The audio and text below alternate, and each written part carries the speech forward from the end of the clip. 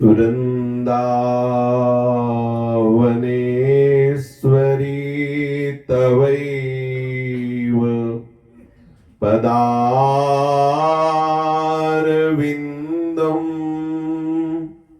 प्रेमामृतैकमकरन्द रसौघपूर्णम्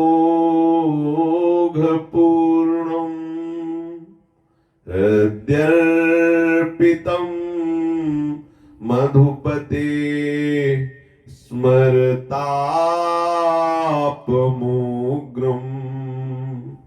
निर्वापयत्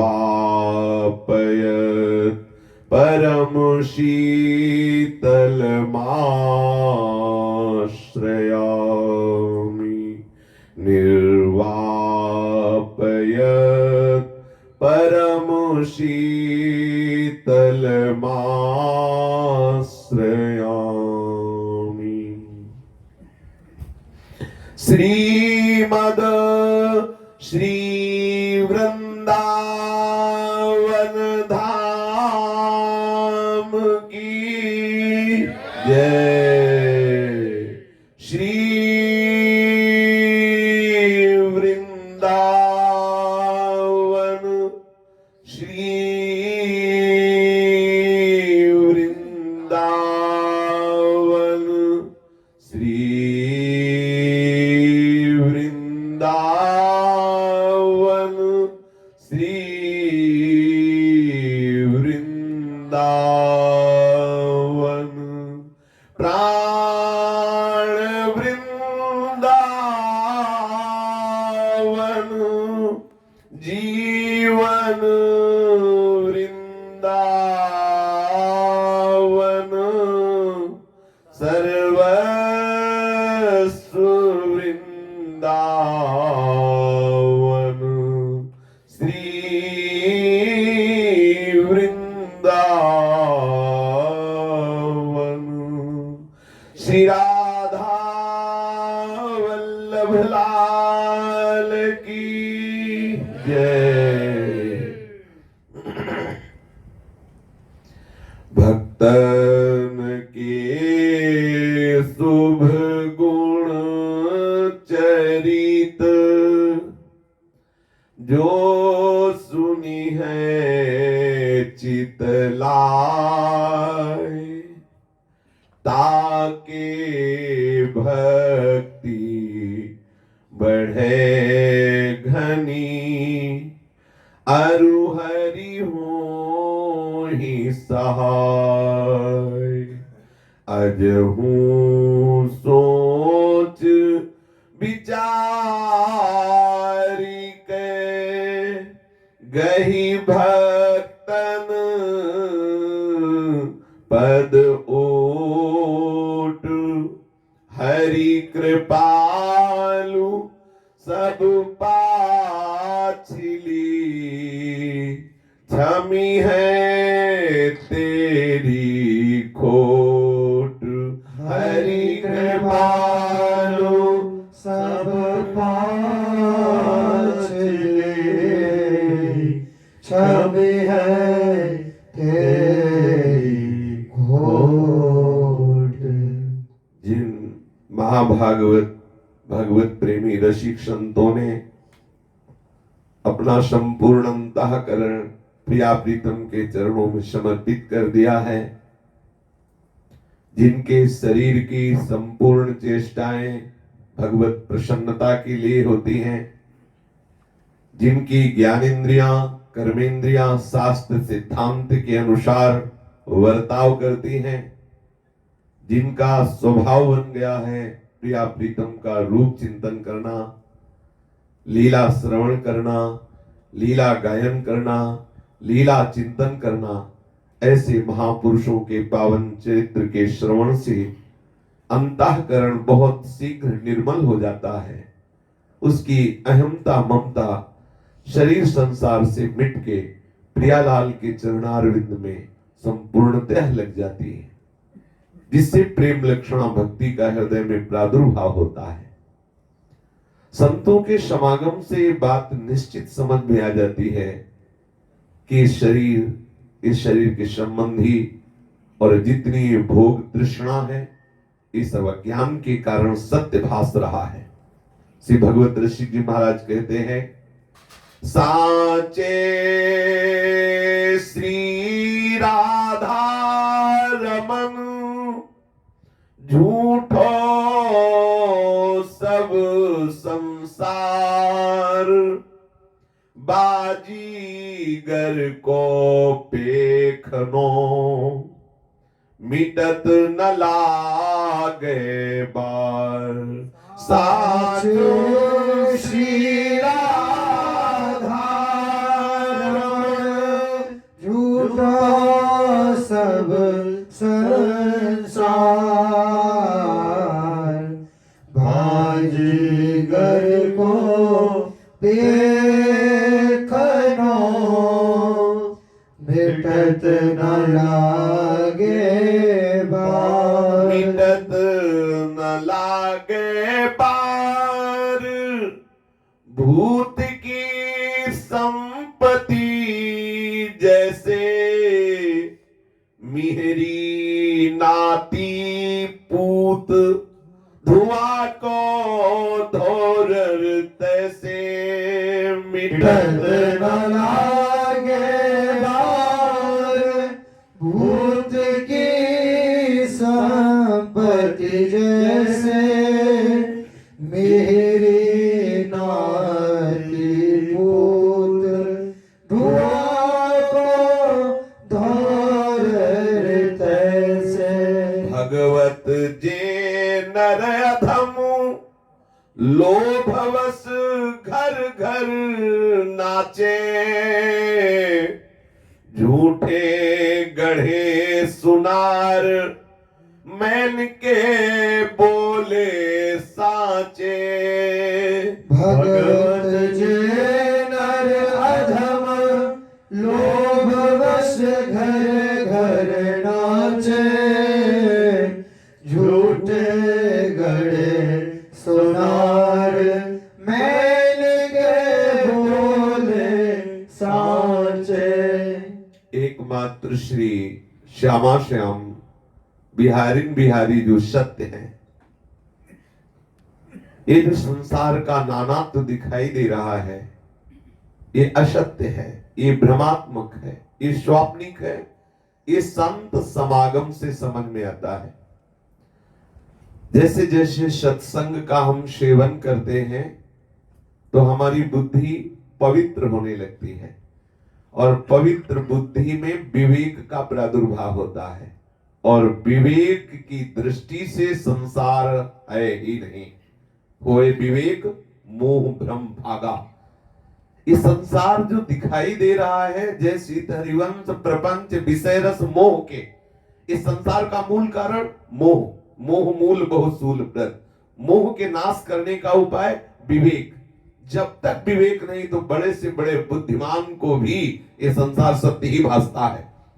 बुद्धिमान को संसार सत्य भासता है, लेकिन विवेकवान को केवल केवल प्रभु का अनुभव होता है, सत्य वस्तु का अनुभव होता है। ये जो भ्रमात्मक है, ये धुआं में जैसे आकाश में बहुत से चित्र बनने लगते हैं, उनकी सत्ता नहीं होती। जैसे धुआं में बहुत से दृश्य बनने लगते हैं, लेकिन उनकी सत्ता ही नहीं होती। ऐसे ही ये जितना नानात्व दिखाई दे रहा है, सच्चिदानंद तत्व में भ्रम से दिखाई दे रहा है।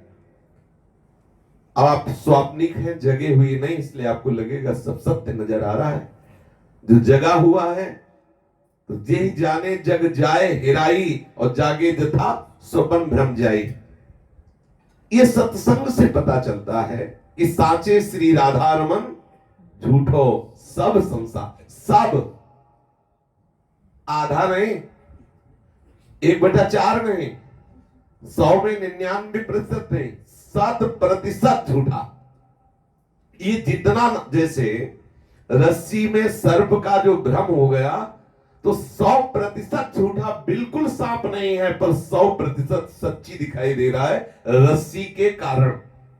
ऐसे ही श्री कृष्ण चंद्र जो ब्रह्म परमात्मा तत्व के कारण ये नाना तो सत्य भास रहा है नहीं। पर ये विवेकवान, और जो ऐसा समझ गया वो जीवन मुक्त हो गया। ब्रह्मविद ब्रह्मयु भवत, वो ब्रह्म स्वरूप हो गया। इसीलिए जानने में बहुत कठिनता लग रही है। तो मानने में क्या कठिनता है? हम मान लेते हैं मेरा प्रभु सब रूपों में है।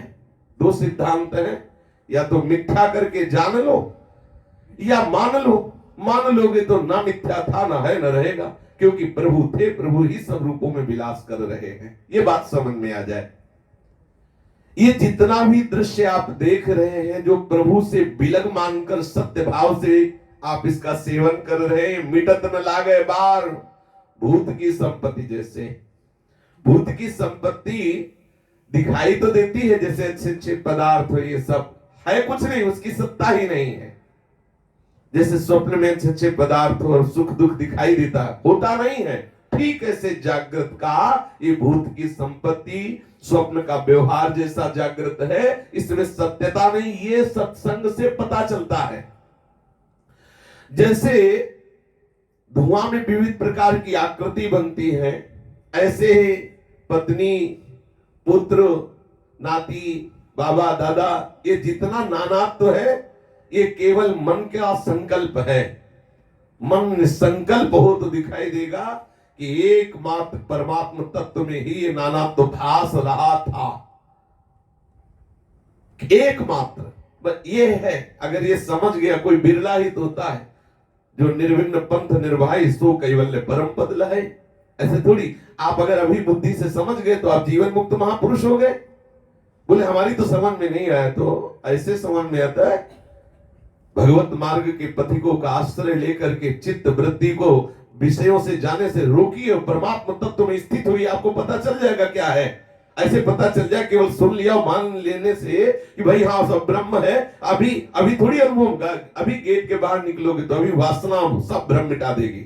इसके लिए हमें भगवान नाम का आश्रय लेना होगा, भगवत प्रेमी महात्माओं का समागम करना हो, उनके समीप बैठना होगा, उनके वचनों को मानना होगा, उनके द्वारा बताई हुई उपासना पद्धति से अपने चित्त को जोड़ना होगा। तब आपको ये बात अनुभव में आएगी। बिना अनुभव में आए बात का आनंद नहीं है। कई बार सत्संग में कहा है, ध्यान देने योग्य विषय है। सत्संग में कहा गया है कि दोनों वही अपराध करते हैं। एक धर्म का आश्रय लेकर के उत्साह युक्त होकर पापाचरण करना, और एक है पापाचरण से मुक्त होने की प्रबल लालसा रखना, भगवत अनुराग के मार्ग में आगे बढ़ना, पर विवश होकर गलती हो जाना। ये सुलझना है, समझना है। एक है भगवत मार्ग का पथिक, जिसने भगवत चरणारविंद की प्राप्ति की भावना की और असत आचरण से मुक्त होने के लिए वो कदम बढ़ा रहा है, लेकिन फिसल जाता है। अनेक जन्मों के स्वभाव संस्कारवश वो फिसल जाता है, बहुत पश्चाताप करता है। कितना भी बड़ा अपराध बन जाए तो वहां सिद्धांत लागू होता है, जन अवगुण प्रभु मान न काहू, दीन बंधु अति मृदुल स्वभाव। वहां सिद्धांत लागू होता है, राहत न चित प्रभु चूक किए की, करत सुरत सहवार हिए की। वहां सिद्धांत लागू होता है, अगुण करे समुद्र सम, गलत न अपनो जान। लेकिन जो अपने को ज्ञानी साबित करके, जो अपने को पुराणों का प्रवक्ता साबित करके, जो अपने को शास्त्र का रहस्य जानने वाला साबित करके, जो लाखों को शांति प्रदान करने की योग्यता साबित करके, अपने को परब्रह्म साबित करके या परब्रह्म का पार्षद साबित करके फिर उत्साह पूर्वक वासना का खेल खेलता है, वो धूर्त है। और उस धूर्त के दंड देने के लिए भागवतिक विधान उसके ऊपर शासन करता है। उसके ऊपर यह सिद्धांत लागू न होगा कि रात न चित प्रभु चूक किए की, करत सुरत सहवार है, वहां नहीं लागू होगा। परम रस सिद्ध श्री भगवत ऋषि जी महाराज कह रहे हैं, जिसने भगवत चरणारविंद का आश्रय नहीं लिया और अपनी वासनाओं के पोषण के लिए इस वेश को धारण कर लिया। समझना है, एक है वेश धारण किया, भगवत मार्ग में चलना चाहता है, लेकिन विवश होकर माया से परास्त हो रहा है। तो करो सदा दिन के रखवारी, जिम बालक राखे मातारी, सीप की चाप सके को तासु, बड़ रखवार रमापति जासु। बिल्कुल ठीक वही गलती हुई उससे भी, जो दंडनीय अपराध है, लेकिन भगवान बीच में कूद पड़ेंगे, उसे बचा लेंगे, उसे संभाल लेंगे, क्योंकि वो शरणागत है। वो उत्साहित होकर नहीं कर रहा अपराध, उससे चूक हो गई, विवशतावश हो रहा है, लेकिन एक उत्साहित होकर के एक धर्म की ध्वजा के नीचे बैठ करके और मनमानी आचरण करता है, तो भगवत रसिक जी कहते हैं वेशधारी हरि के उर्साले, वेशधारी हरि के उर्साले। कोई कह सकता है कि भगवत वेश धारण किए हुए है, प्रणाम करो, उसे नमस्कार करो, वो चाहे जैसा आचरण करे, चाहे जैसा व्यवहार करे, भक्त का कर्तव्य नहीं होता कि उसका विरोध करे। गलत बात। भक्त राज है हनुमान जी महाराज, और उठा के पटक दिया, राम राम कह रहा था कालने में, उठा के पटक दिया और जान से मार दिया। क्या हनुमान जी को सर्वम खलनिदम ब्रह्म का ज्ञान नहीं है क्या? भक्त नाम, भक्तों में जहां कहीं नाम आएगा तो हनुमान जी का अग्रणी नाम है, और ज्ञानियों में भी आप देख लीजिए, ज्ञानी नाम अग्रगण्यम बुद्धिमताम वरिष्ठम। लेकिन आप कह दो वो लीला है, तो ये क्या हो रही है? ये भी तो लीला है। अगर तुम कपट पाखंड की लीला करते हो तो कपट और पाखंड के विनाश की लीला करने के लिए वही हरि दूसरा रूप धारण कर लेगा। ये बिल्कुल सच्ची समझ लो। अपनी बुद्धिमानी से वासना का पोषण करने के लिए धर्म का आश्रय मत लीजिए, वेश का आश्रय मत लीजिए। अगर वेश और धर्म का आश्रय लेकर अत्याचार करोगे और आप समझोगे कि भगवान रक्षा कर लेंगे, भगवान ने कहा पिछे सुदुराचारो भस्ते माम अनन्य भाग, भगवान ने कहा जो नर होए चराचर द्रोही, भगवान ने कहा कोटि विप्र बद लागे जाहो, उस सिद्धांत को इस सिद्धांत में मत मिलाइए। वो शरणागत का सिद्धांत है जो चाहता है कि मैं निर्विकार हो जाऊं और विवश होकर माया से फिसलता है। तो हरि कहते देशा हम समुद्रता मृत्यु संसार सागरा। लेकिन जो जानबूझ करके उत्साहित होकर पापाचरण के लिए ही इस वेश को धारण करता है, वो दंडनीय अपराध है। कह रहे लोभी दंभी कपटी नट से शिष्णोदर को पाले। लोभी दंभी कपटी नट से शिष्णोदर को पाले। आचार्य परंपरा से दीक्षित नहीं है, गुरुजनों की लंगोटी नहीं धोई, कभी उनके समीप बैठकर सिद्धांत नहीं सीखा, कभी मन को चित्त को प्रभु के चरणारविंद की प्राप्ति के लिए विकल नहीं किया, वेश धारण कर लिया। अगर उनसे पूछो कि तुम किस संप्रदाय से, किस आचार्य की शरणागत हो, किस महापुरुष की तुमने लंगोटी धोई, किस महापुरुष के आश्रय में कितने वर्ष रह करके तुमने साधना की, ढोल के भीतर बोल। और बात आएगी महात्मा बिगड़ गया। अरे महात्मा को तुम क्या समझते हो? हिमालय अपनी मर्यादा से विचलित हो सकता है, लेकिन महात्मा नहीं। जिसे महात्मा भूल न दे कुमारक पाऊं, आप क्या समझते हो? प्राण दे सकते हैं लेकिन धर्म विरुद्ध आचरण नहीं कर सकते, उन्हें कहते हैं महात्मा। ये देखो श्लोक लिखा है, महात्मा का स्वरूप क्या है? बोले ये काम क्रोध लोभाराम भीतरागा न गोचरे सदाचार स्थितास्तेषा मनुभाव धृतामहि। जिनमें काम क्रोधादि विकारों का सर्वथा अभाव है, जिनकी शारीरिक ऐन्द्रिक और मानसिक शक्ति का तनिक सा भी अव्यय सांसारिक भोगों में नहीं होता, जो सांसारिक विषयों से सर्वथा उपराम होकर सर्वथा भगवत परायण है, ऐसे को संत कहते हो। ऐसे संत अत्यंत दुर्लभ हैं। संत वेश धारण करें, आचार्य परंपरा से नहीं, आचार्य शरणागत नहीं, मंत्र निष्ठा नहीं, भगवान नाम निष्ठा नहीं, केवल ढकोसला करके इस वेश से वासनाओं का पोषण करें, उसे संत कहते हैं क्या?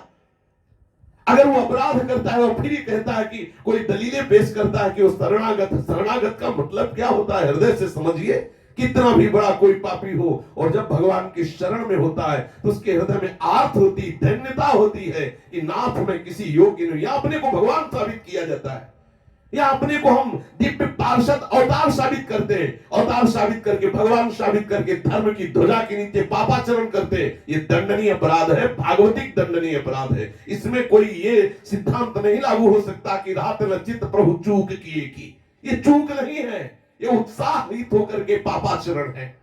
लोभी दंभी कपटी, जिनके हृदय में भोग वासना धन संपत्ति का लोभ है, जो दंभ कर रहे हैं, वास्तविक किंचन मात्र भी प्रभु से मतलब नहीं है, धर्म से मतलब नहीं है, शास्त्र और गुरु आचार्य से मतलब नहीं है। केवल वेश का प्रयोग, केवल धर्म ध्वजा का प्रयोग धन आदि वासना की पूर्ति के लिए ही केवल किया जाता है, उसे दंभ कहते हैं। कपटी जैसे नट विविध प्रकार का नाट्य करके लोगों का मनोरंजन करता है और अपनी वासना की पूर्ति के लिए द्रव्य धन आदि प्राप्त करता है।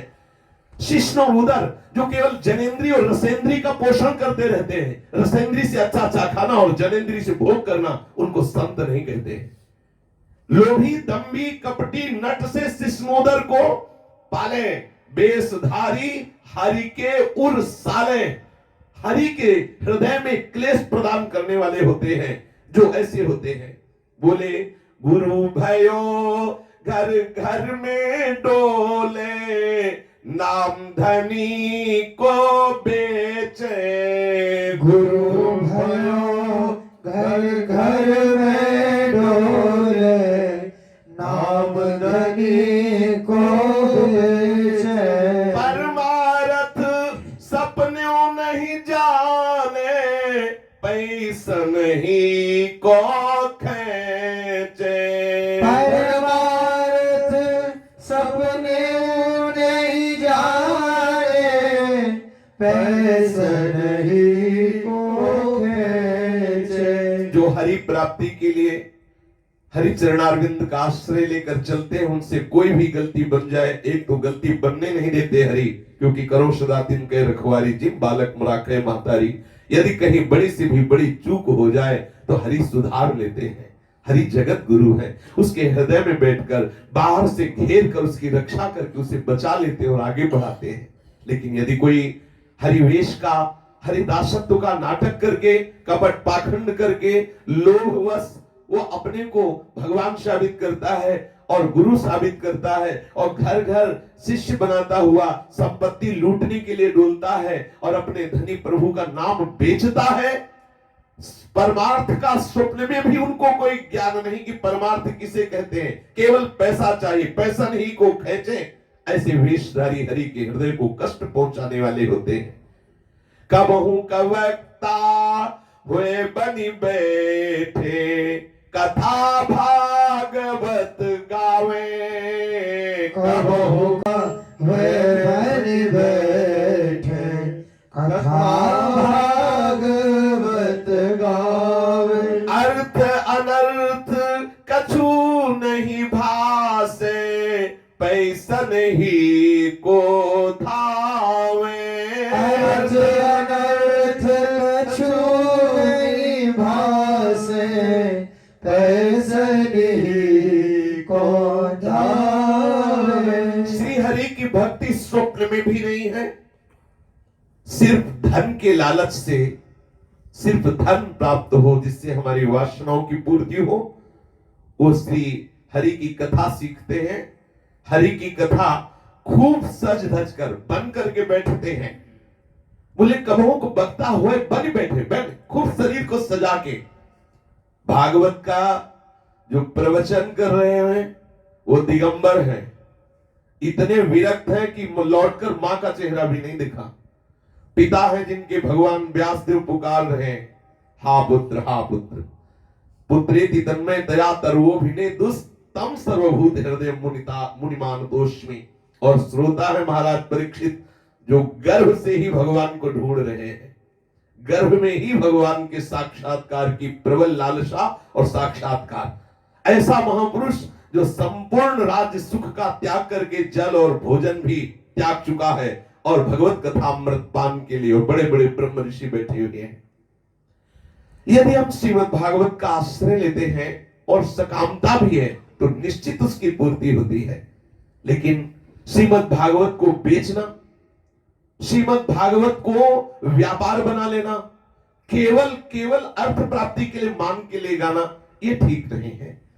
जो श्री कृष्ण का जस गान करते हैं उनको श्रीमद् भागवत में ही कहा गया भूरिदा जना।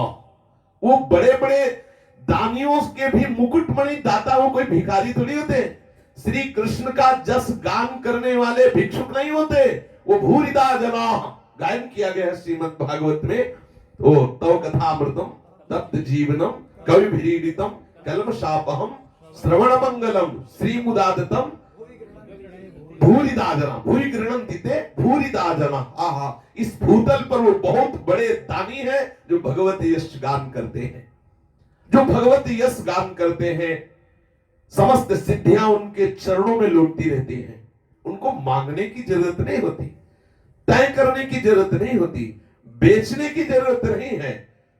बोले यदि हम तय नहीं करेंगे तो आजकल के लोग ऐसे हैं कि वो कुछ देंगे ही नहीं, तो भागवत का परिचय ही नहीं मिला आपको। यदि लोगों से लेने की भावना बनी रही तो श्री कृष्ण का परिचय क्या हुआ?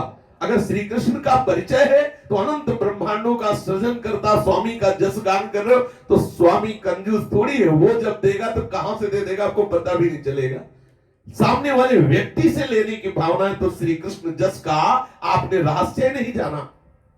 भगवत ऋषि जी कहते हैं ऐसे लोग कभी कभी बहुत बन ठन करके बैठते हैं वक्ता होकर के और सुंदर सुंदर कथा भागवत का प्रवचन करते हैं, अर्थ अनर्थ कुछ नहीं जानते, मनमानी बोलते हैं। भगवान जाने कहां स्थिति है।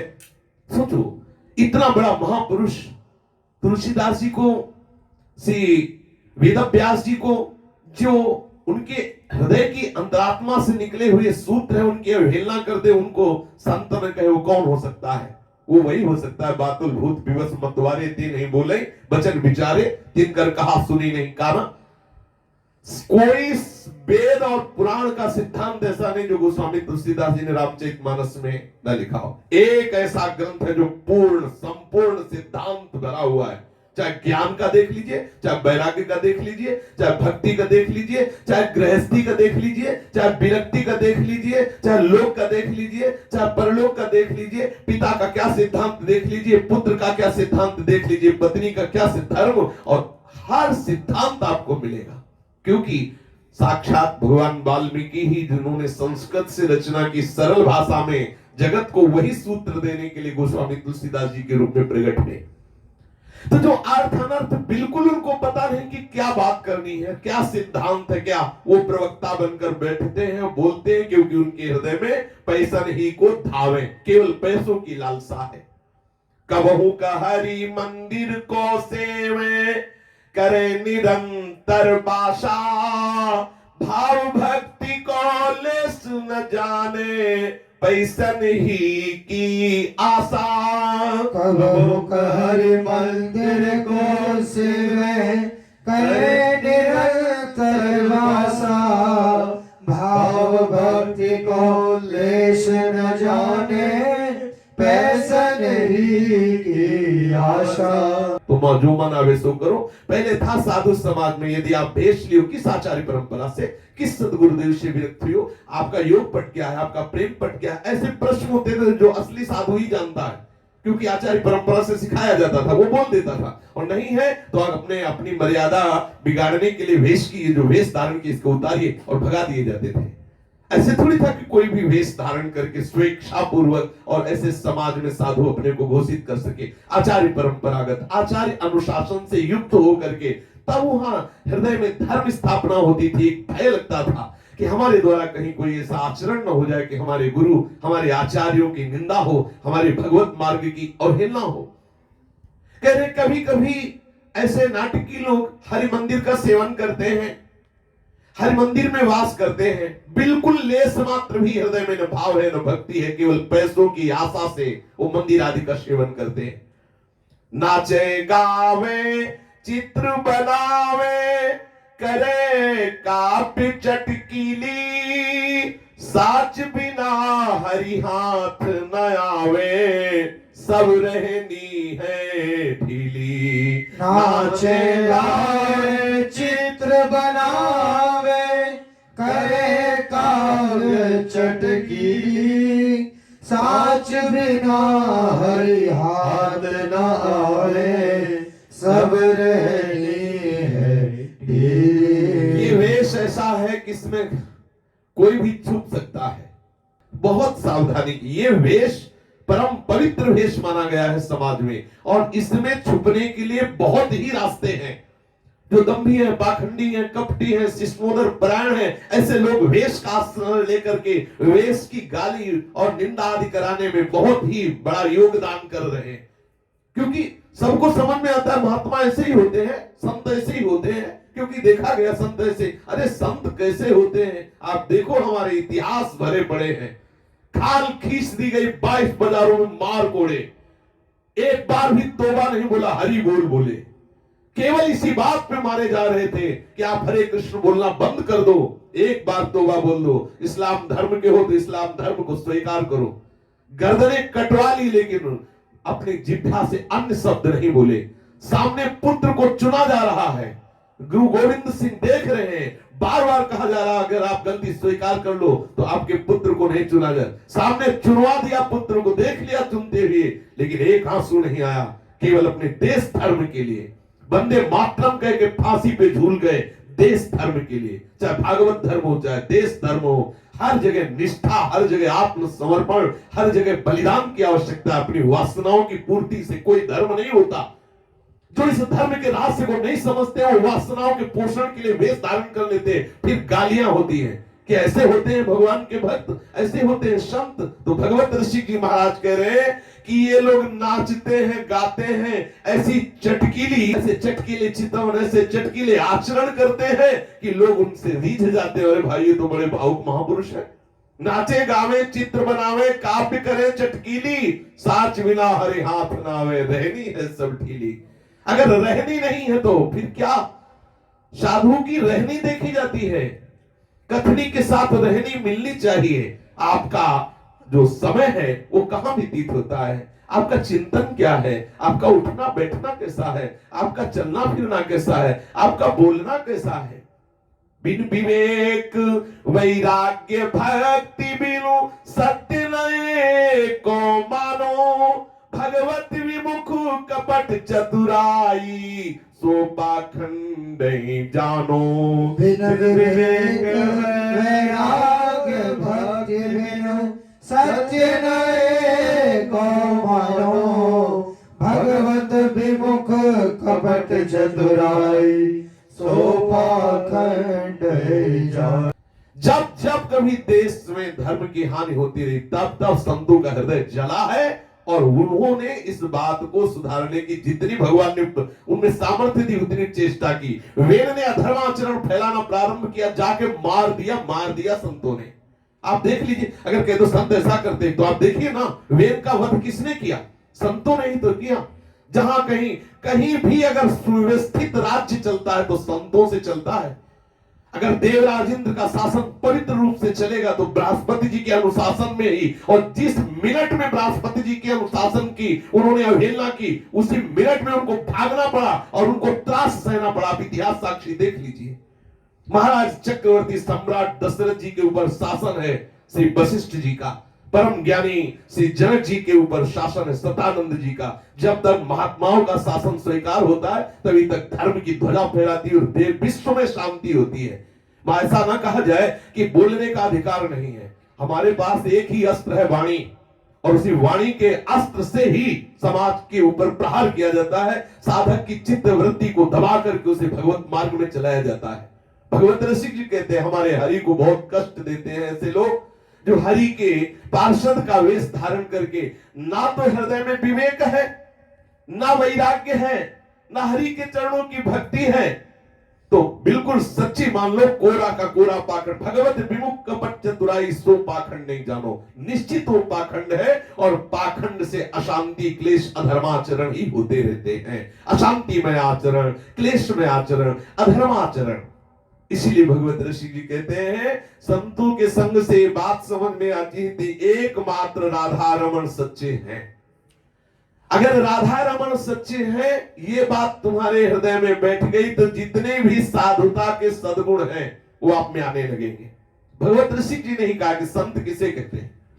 बोले इतने गुण जामे सो संत, इतने गुण जामे सो संत। श्री भागवत मध्य जस गावत, श्री मुख कमलाकंत। श्री भागवत मध्य जस गावत, श्री मुख कमलाकंत। इतने गुण जामे सो संत इतने गुण जाने सो संत। हरि को भजन साधु की सेवा सर्वभूत पर दाया। हिंसा लोभ दंभ छल त्यागे विष सम देखे माया। हरि को भजन साधु की सेवा सर्वभूत पर दाया। हिंसा लोभ दंभ छल त्यागे विष सम देखे माया। सहनशील आसे उदार अति धीरज सहित विवेकी। सत्य वचन सबको सुखदायक कही अनन्य व्रत एकी। सहनशील आसे उदार अति धीरज सहित विवेकी। सत्य वचन सबको सुखदायक गही अनन्य व्रत एकी। इंद्री जित अभिमान न जाके करे जगत को पावन। भगवत रसिक तासु की संगति तीनों ताप न सावन।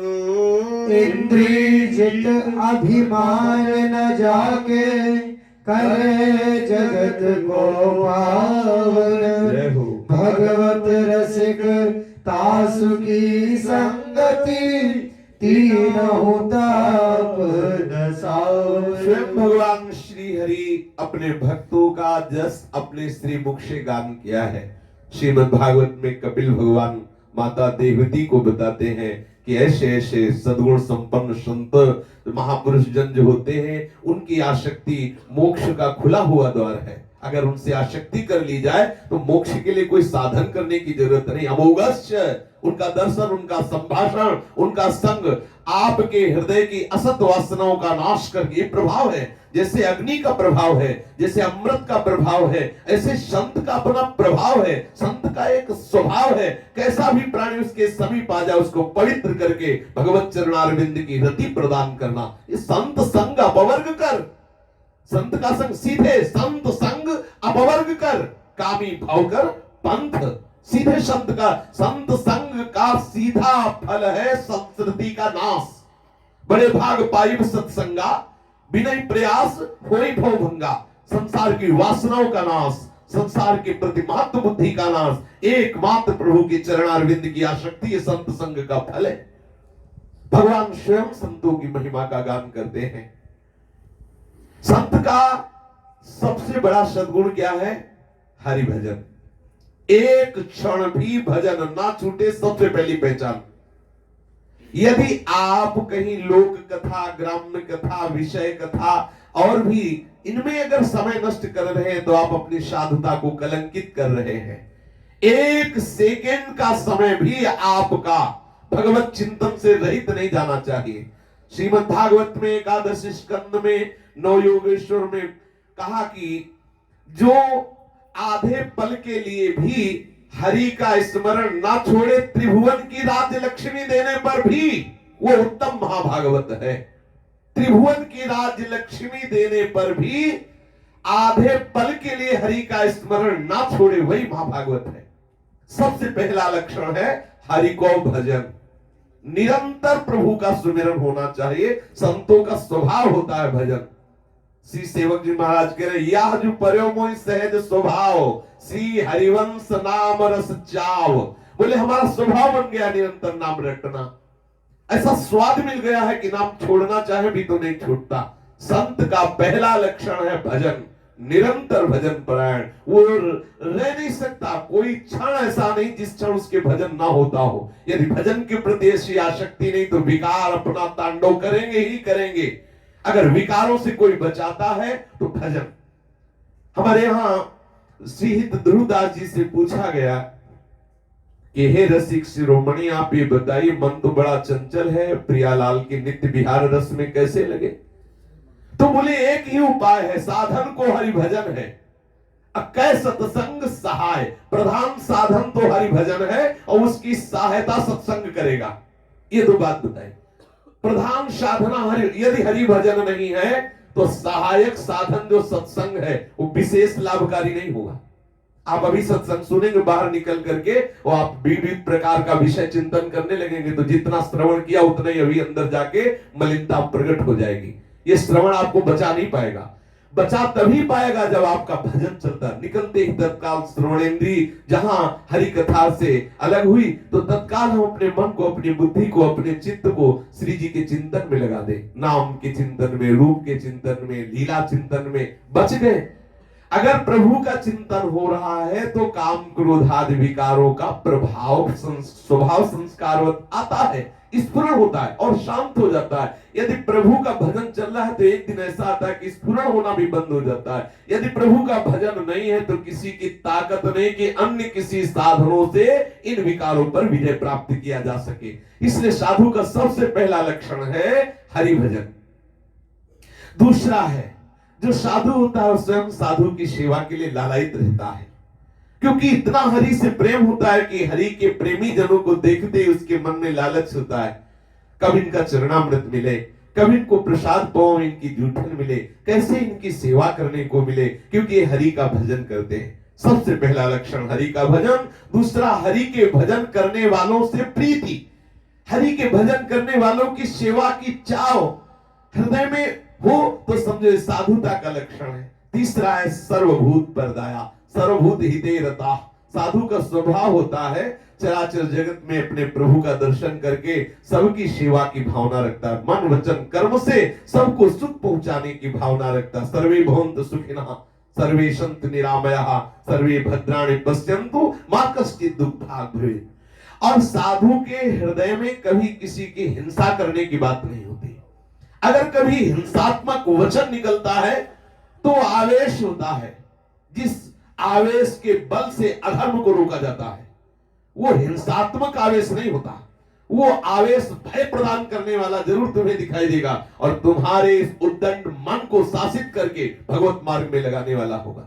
जहां कभी किसी, जैसे श्री देवर्षि नारद जी शासन के वचन बोल रहे हैं नलकुबर मणिग्रीव को, क्या उनका अहित हुआ, क्या उनका अमंगल हुआ?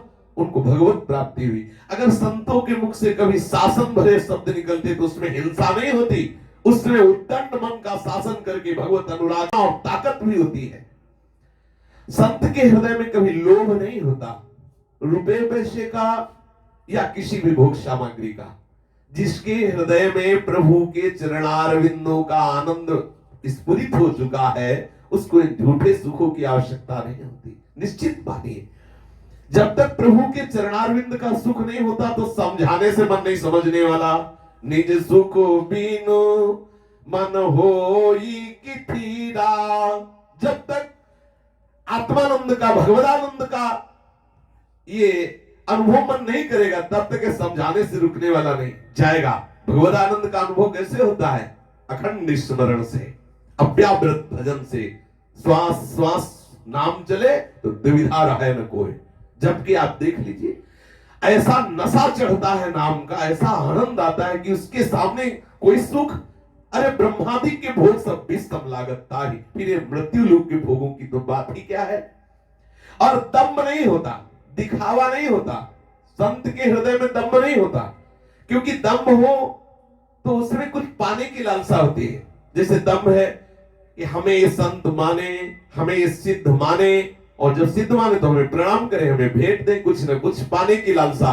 और जिसका चित्त प्रभु से जुड़ा होता है उसे कुछ पाने की लालसा नहीं रहती, उसके हृदय में देने की लालसा आ जाती, उदारता आ जाती, क्योंकि हमारे हरि उदार हैं। जहां हरि से चित्त जुड़ा तो पाने की लालसा खत्म हो जाती, देने की लालसा आ जाती, सबको सुख देने की। सब वो हमारे यहाँ सिद्धांत में आता है, सुख देवे को चाव चित, सबसो हित निष्काम। सबको सुख देने की भावना और निष्काम भाव, किसी से सुख पाने की लालसा नहीं। तो दम्भ काहे को करेगा? और छल, छल किंचन मात्र छूता नहीं, क्योंकि सरल स्वभाव होता है। और भगवत संबंध से चराचर जगत को देखता है तो छल काहे को करे। वो बाहर भी प्रभु को देखता है, भीतर भी प्रभु को देखता है, तो छिपाव किससे? छिपाव दूसरों से करना होता है कि भाई ये जान न जाए ऐसा। तो जो ऐसा जानता है वो संत नहीं, जो ये मानता है बाहर भी प्रभु भीतर भी, तो छल कैसे रख सकता है? अंदर भी प्रभु देख रहे, बाहर भी जैसे हैं उनके हैं, उनसे छुपाव क्या? और प्रभु ने विशेष करके कहा मोह कपट छल क्षेत्र न भावा। और विशेषम देखे माया, ये जितने भोग विलास हैं ये केवल देखने में सुखद हैं, प्रयोग में महादुख देने वाले हैं। पर ये मन इतना मलिन हो गया है कि ये उसी में सुख को मान रहा है, उसी में सुख मान रहा है कि भाई बड़ा आनंद है, आज ये भोग भोगा, आज ये भोग भोगा, कल ये भोग भोगेंगे। बस इसी लालसा में पूरा जीवन नष्ट कर रहा है, विष जलता रहता है। आप इस जलन को तभी जान पाएंगे, थोड़ा भगवत आनंद मिले तब लगेगा कि उधर जलन थी। आप जलने को आनंद मान लिए हैं इसलिए आपको अनुभव में नहीं हो रहा। थोड़ा शीतलता मिले प्रभु के भजन की तो आपको पता चलेगा हाय मैं कितना जल रहा था संसार में। सहनशील, संतों में एक अपार गुण होता है सहनशीलता। सहनशीलता ऐसी होती है चाहे अंदर से कितना भी कोई वेग आ जाए उसको व्यथित नहीं कर सकता कोई वेग, और बाहर से कोई कितना भी उसे सता ले उसे व्यथित नहीं कर सकता। जो बाहर और भीतर के हर वेग को सह जाता है, जैसे बाहर से कोई निंदा करता है, अपमान करता है, तिरस्कार करता है या सम्मान करता है, ना हर्ष का वेग ना शोक का वेग उसके हृदय को स्पर्श नहीं करता। वह अंदर से जैसे काम क्रोध आदि विकार अगर स्फुरित भी हुए तो व्यथित नहीं कर सकते। यम ही न व्यथ्यन्ते ते पुरुषम पुरुषर्षम सम दुख सुखाधीरम सुमृतत्वाय कल्पते। सहनशील, सहत सहत बाढ़े भगति, वो सहनशील होते हैं। आशय उदार, उनके स्वभाव में उदारता बैठ जाती है क्योंकि उनके आराध्य देव परम उदार है। हरि जैसा कोई उदार है क्या? जो अपने आप को भी दे दे वो परम उदार है। हरि जैसा कौन उदार हो सकता है? हरि जैसा स्वामी कौन हो सकता है? उनका चिंतन करने से वो महावात्सल्यमयी, वो महान पवित्र उज्जवल उदारता हृदय में आ जाती है। और बहुत धैर्यवान, अगर धृति की व्याख्या की जाए तो दो ही शब्दों में है, जिसने रसेंद्री और जनेंद्री पर विजय प्राप्त कर लिया वही धृतिवान है, वही धैर्यवान है। जिसने रसेंद्री और जनेंद्री दो इंद्रियों की बात, उनमें भी प्रधानता रसेंद्री। हमारे शास्त्र में वर्णन आया है कि यदि रसेंद्री वश में ना हो, शेष इंद्रिया वश में हो, जितेंद्री नहीं कहा जा सकता। और केवल रसेंद्री वश में हो जाए तो सब अपने आप इंद्रिया वश में हो जाएंगी। रसेंद्री और जनेंद्री पर जिसने विजय प्राप्त कर ली वही धैर्यवान है। कैसी भी परिस्थिति हो अपनी इंद्रियों की अनुशासनहीनता न होने पावे, उन पर दृष्टि रखे। सर्वात्मना न विसृजेत बहिरिंद्रियाणि, कभी इंद्रियां बहिर्मुख होकर के विचरने न लगे विषयों में, साधक सावधान रहे। तो संत धीरज सहित विवेकी, वो धैर्यवान होते हैं और विवेकवान होते हैं। सदैव सत्य वचन बोलते हैं, सबको सुखदायक होते हैं संतजन, और अपने इष्ट के अनन्यता में, इष्ट के अनन्य व्रत में होते हैं। वो इंद्रियजित होते हैं, लेकिन इंद्रियजित होने पर भी उनके हृदय में अभिमान नहीं होता। समस्त जगत को पावन करने वाले ये भगवान के भक्तजन होते। सतरति सतरति सा लोकाम तारेति, ये ऐसे महामहिमा में होते हैं, किसी पर दृष्टि पड़ जाए उसको पावन कर देते हैं। एक बार प्रसंग चल रहा है श्री कृष्णदास जी अधिकारी जी का। ये आगरे गए थे ठाकुर जी की किसी सेवा के निमित्त से, तो वहां देखा कि बहुत भीड़ लगी हुई है। तो ऐसे ही कौतूहल वश गए, देखो संत की दृष्टि, वहां गए तो देखा एक 16 वर्ष की वैश्या बहुत ही उन्मत्त होकर नृत्य कर रही थी। बड़ी रसमयी कटाक्ष, बड़ी अमृतमयी लुभाने वाली वाणी। कृष्णदास जी देख करके लुभायमान हो गए। कृष्णदास जी क्या लुभायमान हुए? कल जहां प्रसंग छूटा था, प्रसंग था कि भक्त जब कभी किसी अच्छी वस्तु को देखता है तो वो तत्काल अपने इष्ट को समर्पित कर देता है। जैसे कल प्रसंग आया, दिल्ली किसी ठाकुर सेवा से गए हुए थे श्री कृष्णदास जी, तो देखा गरम गरम जलेबी निकल रही। तुरंत आया कि ऐसी गरम जलेबी तो श्रीनाथ जी पावे तो कितना सुख मिलेगा। तत्काल भाव किया और श्रीनाथ जी ने पाया। जैसे चोखा मेला जी का कि केला देखे तुरंत भाव आया, ऐसे बड़े बड़े केले विठल जी पाए तो कितना सुखद रहेगा। तो इस वैश्या को देखा कृष्णदास जी ने। बाहरी चेष्टा है कि दिखाई दे रहा है एक महात्मा वैश्या का नाच देख रहा है। लेकिन यदि कोई वास्तविक सत्य में स्थित महात्मा है तो वो वैश्यालय में भी जाएगा तो देवालय बना देगा, और अगर पाखंडी है तो देवालय को भी वैश्यालय बना देगा। अंतर है। सत्य वस्तु की प्रतिष्ठा जिसके हृदय में जागृत हो चुकी है वो अगर वैश्यालय में भी जाएगा तो देवालय बना देगा, और जो पाखंड कर रहा है वो देवालय में भी रहेगा तो वैश्यालय बना देगा। श्री कृष्णदास जी ने दृष्टि डाली तो वैश्या नृत्य करते हुए नवीन अवस्था की थी। उसने सोचा कि ये बाबा जी बड़ा रिझवार लग रहा है। कृष्णदास जी ने 10 रुपया निकाले, ऐसे जैसे होते ना लोग प्रसन्न होते तो भेंट देते हैं। अब तो वैश्या को लगा कि रिझवार भी और धनी भी है, क्योंकि आज के 500 वर्ष पहले 10 रुपया का बहुत महत्व, 10 रुपया को बहुत बड़ा महत्व। मतलब 1 रुपया बड़ी कीमत आज के 30-40 वर्ष पहले ही लगता है। अगर 1 रुपया तो काफी सामान मिल जाती थी। मतलब ये जो घृत आदि है 20 रुपया के किलो को, बहुत सुंदर असली ही, अब तो देखो हजारों में पहुंच रहा है। तो उस समय का 10 रुपया बड़ी कीमत रखता था। जब 10 रुपया ऐसे किया, वो नृत्य करते हुए आई और 10 रुपया स्वीकार की। श्री कृष्णदास जी वैश्या पे रीझ रहे और वैश्या रीझ रही कृष्णदास जी की चितवन और भेंट में।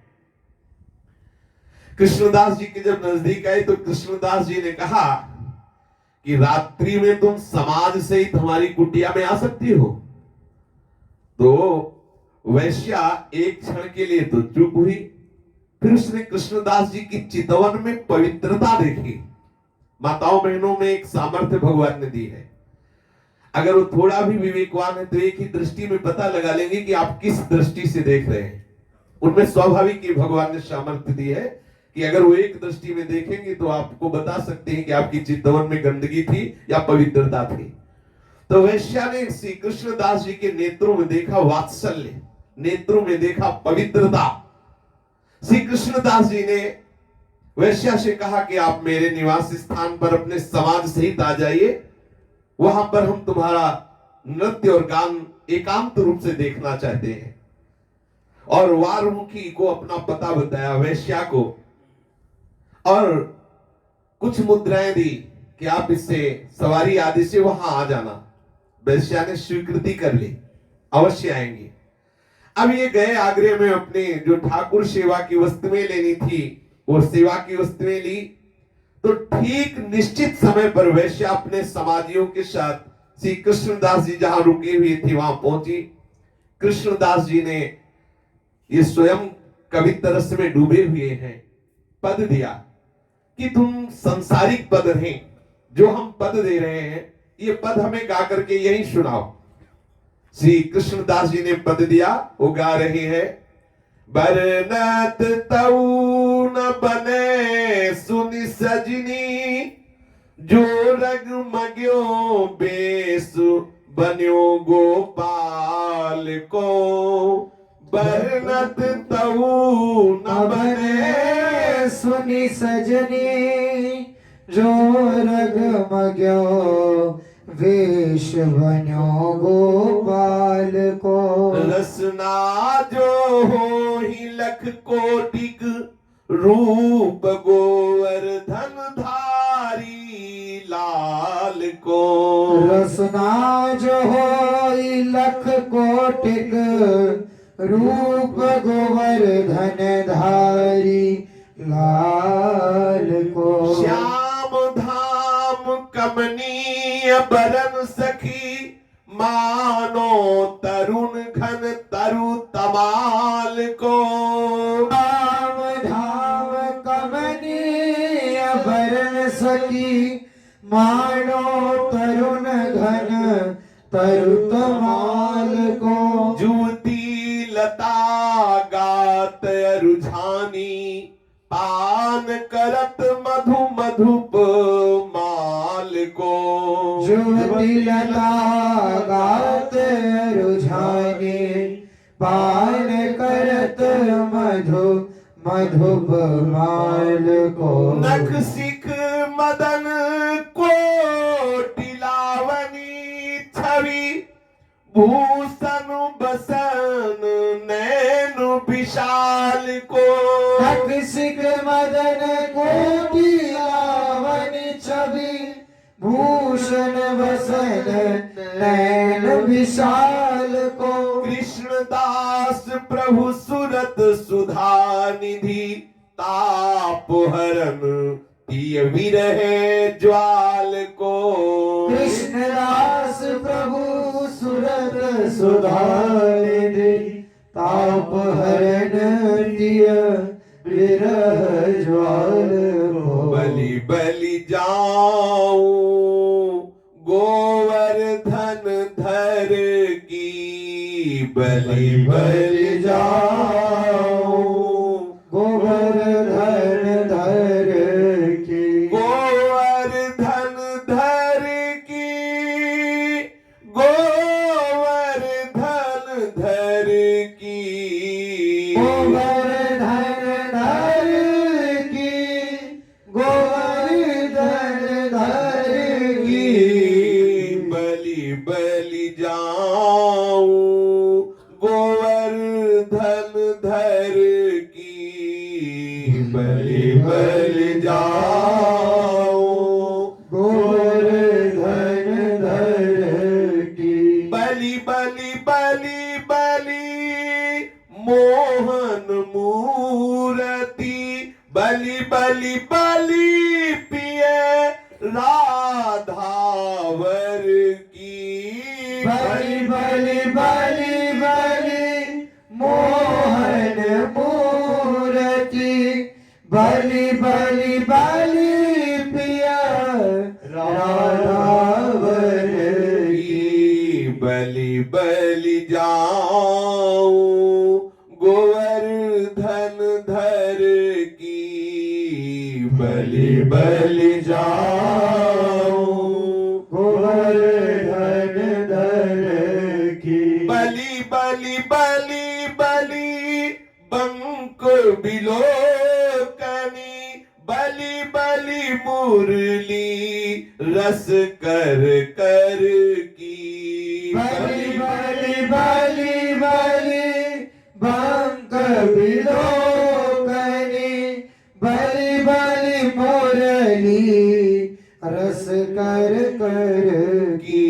बलि बलि चरण चरण परिराखनी बलि कटि देश जुवती दुख हर की बलि बलि चरण चरण पर राखनी बलि कटि देश जुवती दुख हरई बलि बलि जाऊं गोवर्धन धर की बलि बलि जाऊं गोवर्धन धर की बलि बलि बलि बलि बसी करन सुख सिद्ध सती पति व्रत ते सर की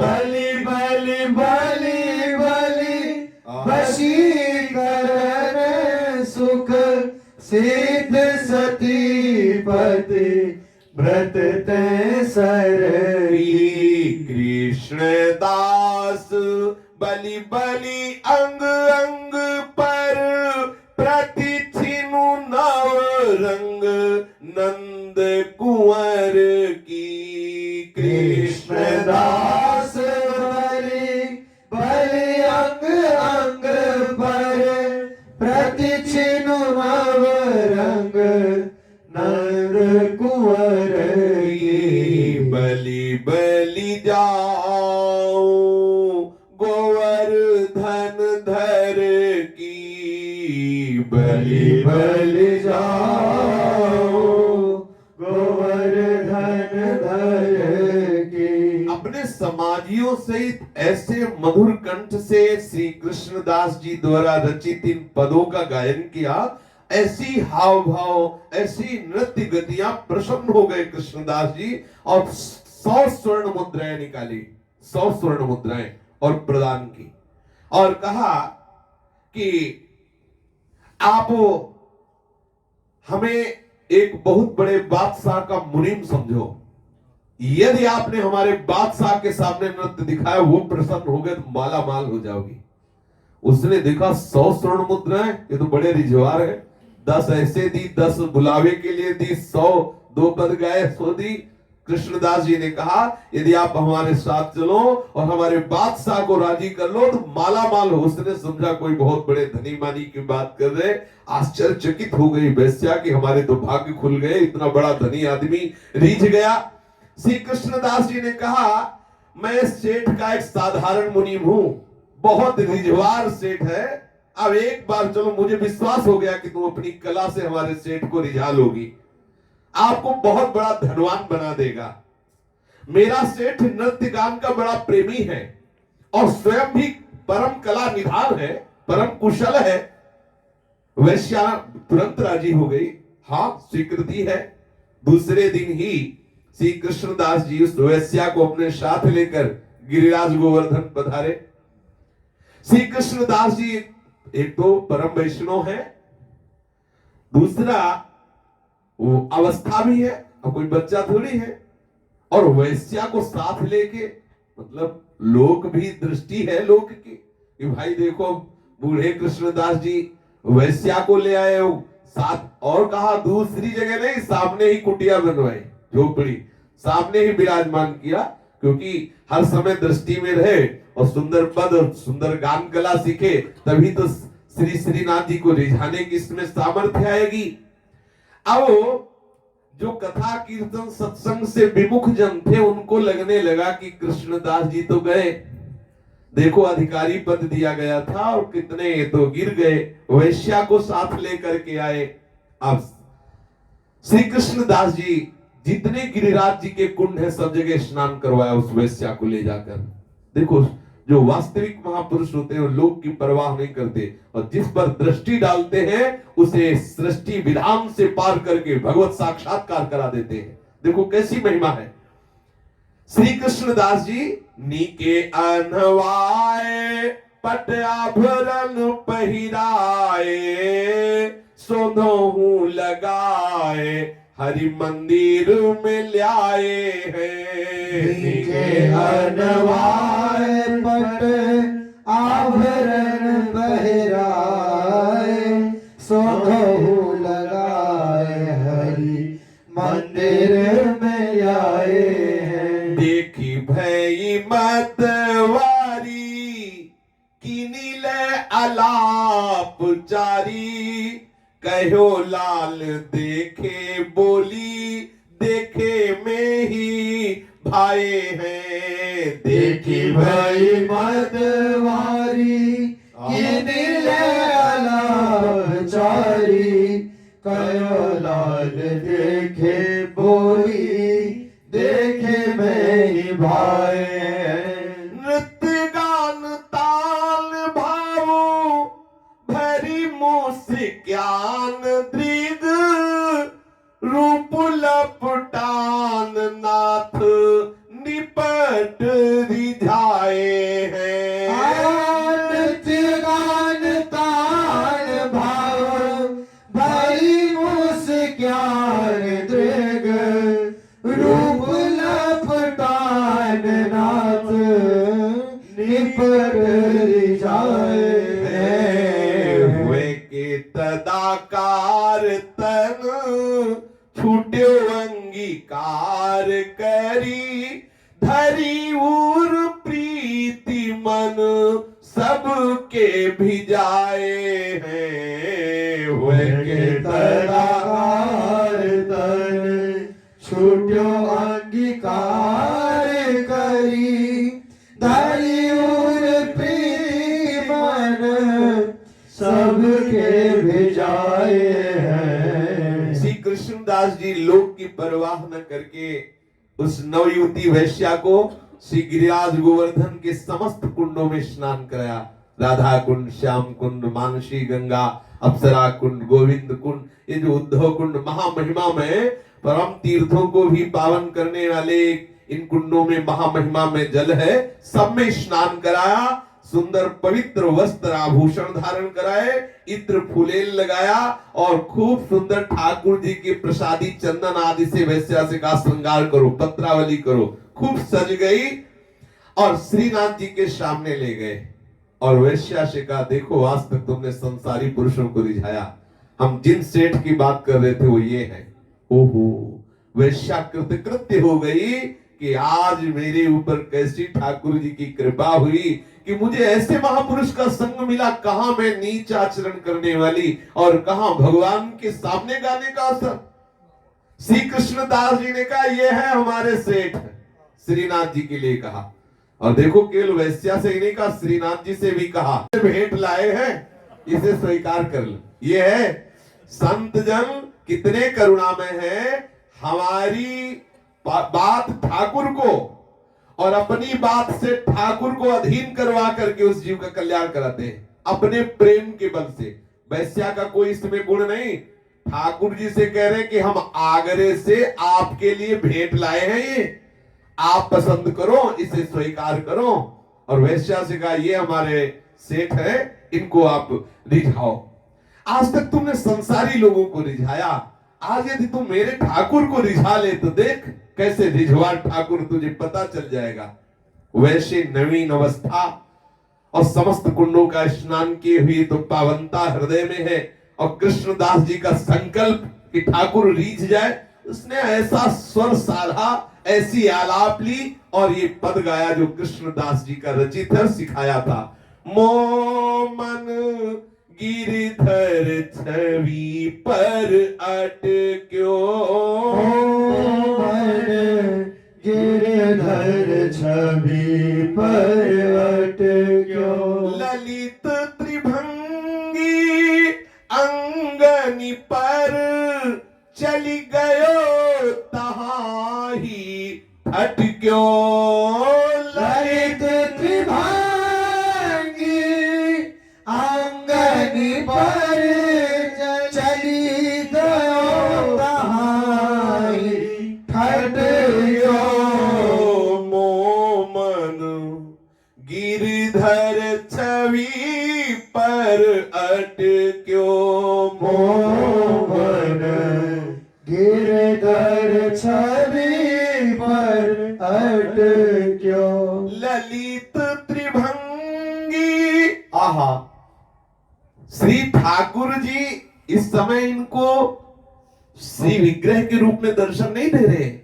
श्री कृष्णदास जी के कृपा प्रसाद से कोटि कोटि मनमत जो ललित त्रिभंगी रूप है वो वैश्या देख रही।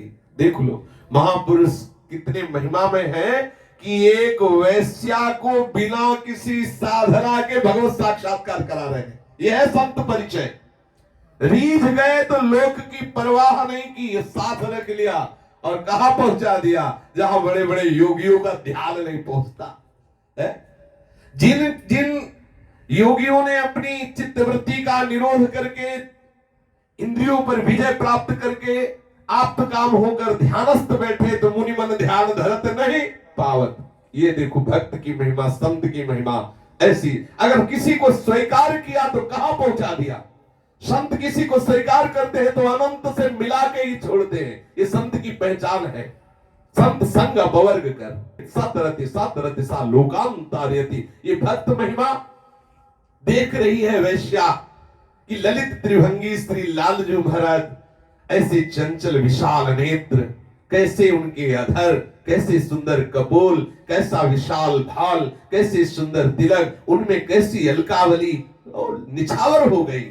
बोले ललित त्रिभंगी अंगनी पर चली गयो तहां ही ठटक्यो।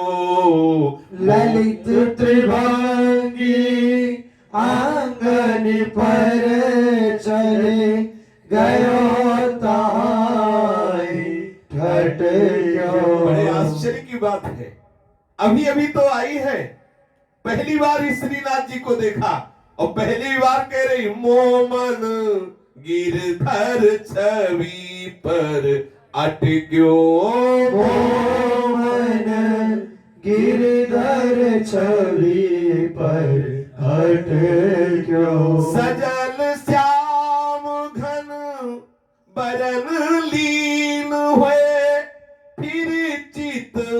अनत न भटक्यो।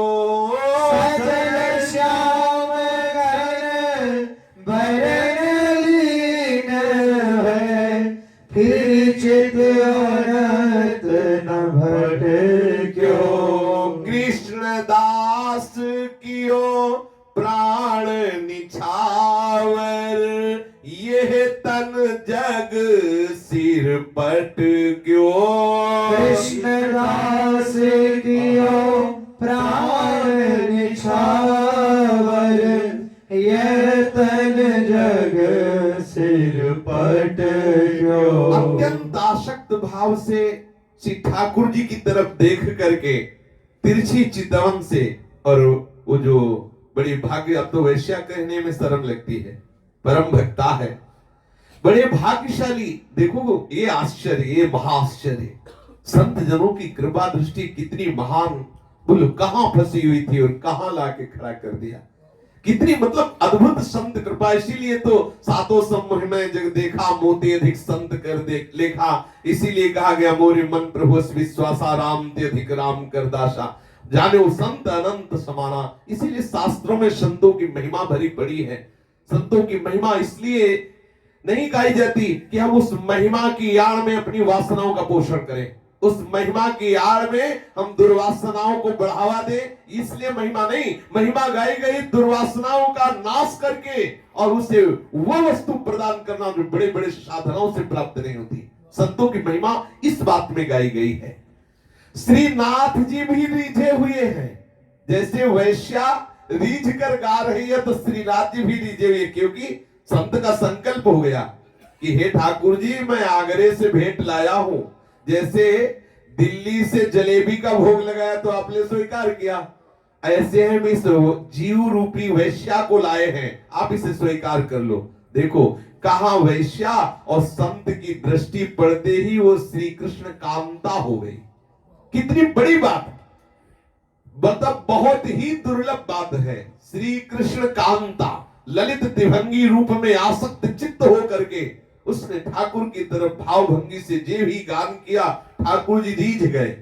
और रीझ करके क्या हुआ, जब ये आखिरी पंक्ति गा रही थी कि कृष्ण दास कियो प्राण निछावर, ये तन जग सिर पट क्यों। कृष्ण दास कियो प्राण निछावर, यह तन जग सिर पट ये क्यों। पद पूरा करके जे ही प्रणाम की मुद्रा हुई, गिर पड़ी, प्राण निकल गए, तत्काल प्राण निकल गए। क्या हुआ, वो गोपी रूप धारण करके सदा सदा के लिए श्री कृष्ण कांता भाव को प्राप्त होकर श्री कृष्ण के समीप नित्य लीला में प्रवेश कर गई। श्रीनाथ जी के श्री चरणों का निरंतर सानिध्य प्राप्त हो गया। तन त्याग करके श्री जी के सोचो परिकर में मिल गई। अब गोपी जन क्या है, श्री जी की कृपा कटाक्ष में भीनी हुई सब निज परिकर हैं। कहां संसार का राग रंग और कहां प्यारी जो और प्यारे जो का राग रंग।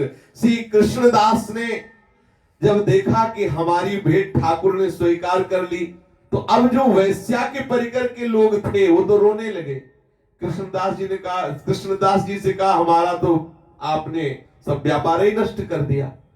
अब वो मर गई, अब कौन गाएगा नाचेगा, तो हमारा पेट कैसे पलेगा। अरे हम तो संगीत बजा करके उसको नचा करके अपना पेट भर देते, और वैश्या ने तो प्राण त्याग दिए। वो लोगों से क्या मतलब कि भगवान को प्राप्त हो, काहे को प्राप्त हो, उनको तो धन से मतलब है। श्री कृष्णदास जी ने कहा, आप विलाप मत करो, रो मत, आपकी जीविका मारी नहीं गई। आप जितना रोज चाहते हो हम उतनी तुम्हें मुद्राएं देते हैं और आपको मुद्राएं प्राप्त। तत्काल 1000 स्वर्ण मुद्रा दी, 1000 स्वर्ण मुद्रा, और कहा जब कभी कमी हो तो हमारे श्रीनाथ जी के पास चले आना। वैसे श्रीनाथ जी की स्वर्ण मुद्राएं कभी तुम्हारे पास कभी भी नहीं होगी। वैश्या को श्री ठाकुर जी के निरंतर सानिध्य का वो सहज स्वरूप प्रदान किया, जो बड़ी बड़ी तपस्याओं से प्राप्त नहीं होता।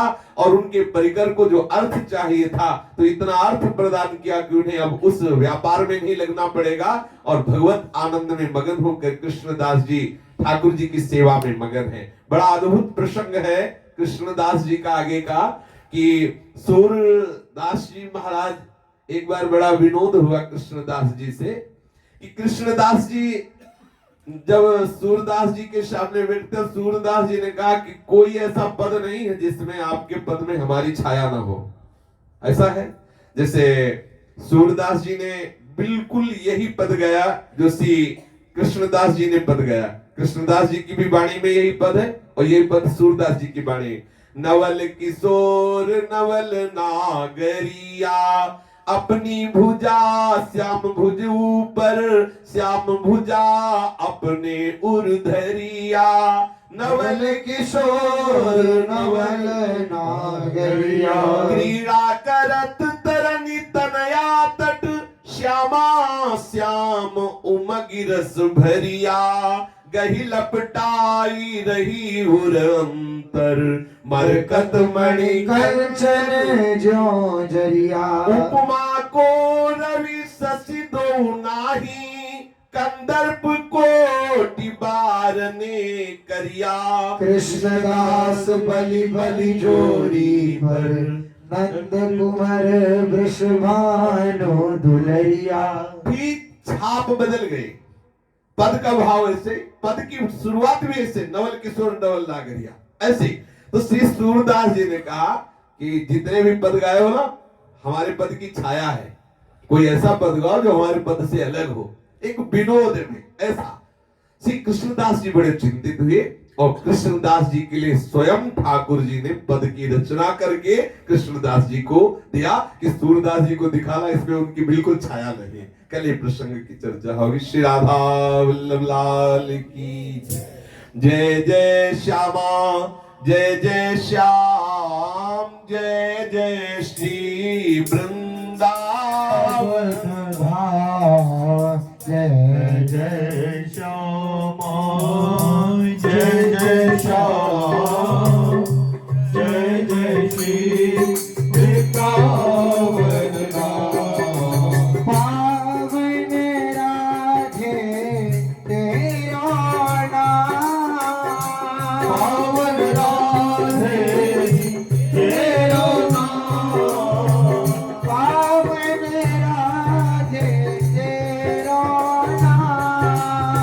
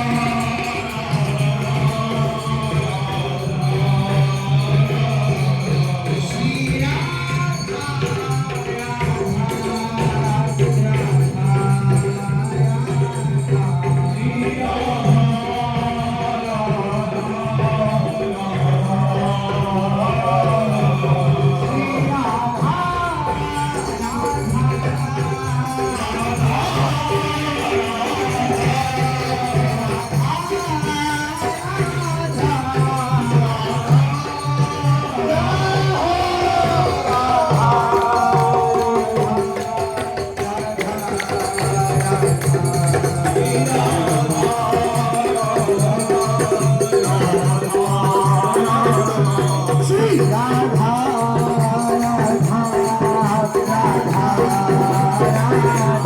श्री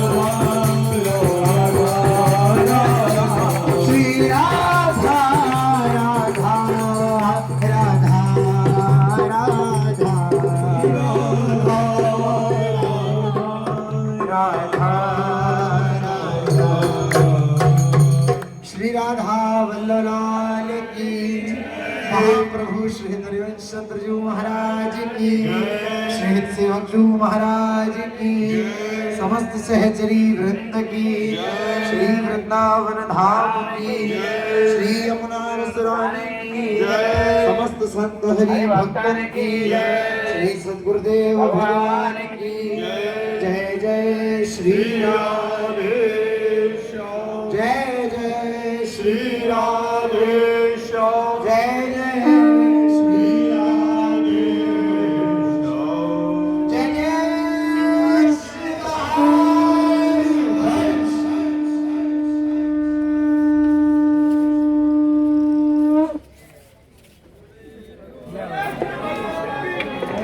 बोलिए सतगुरुदेव भगवान की बुलंद आवाज में बोला करो महाराज सतगुरुदेव भगवान की करुणा निधान सतगुरुदेव भगवान की प्रेम मूर्ति सतगुरुदेव भगवान की रसिक संतों की परम भक्ता बारमुखी की उनकी कला की कृष्णदास की करुणा की संतों की कृपा की जय जय श्री राधे श्याम